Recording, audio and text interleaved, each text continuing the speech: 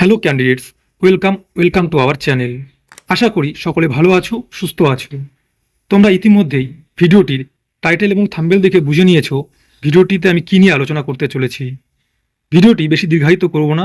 তুমি যদি 2026 সালে এএনএম পরীক্ষা দিয়ে থাকো তাহলে এই ভিডিওটি তোমার জন্য খুবই গুরুত্বপূর্ণ। ভিডিওটি শুরু থেকে শেষ অবধি দেখো।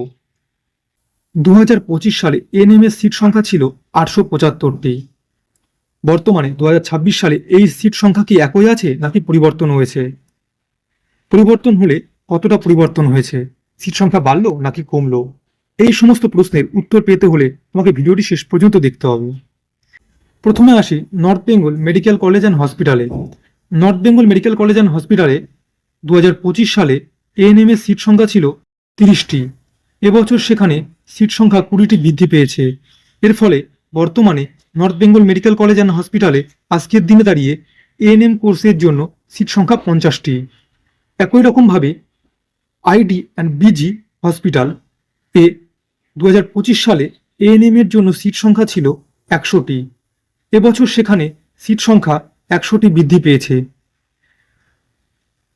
সিট সংখ্যা 100টি বৃদ্ধি পাওয়ার ফলে বর্তমানে আইডি অ্যান্ড বিজি হসপিটালে এএনএমরা প্রশিক্ষণ নিতে পারবে 200 জন। অর্থাৎ north Bengal medical college and হসপিটালে 20টি সিট বাড়ল এবং আইডি অ্যান্ড বিজি হসপিটালে 100টি সিট বাড়ল আজকের দিনে দাঁড়িয়ে। তাহলে মোট সিট সংখ্যা বাড়ল 120টি। এটুকু বোঝা গেছে। তাহলে আগের বছর সিট সংখ্যা ছিল কতটি?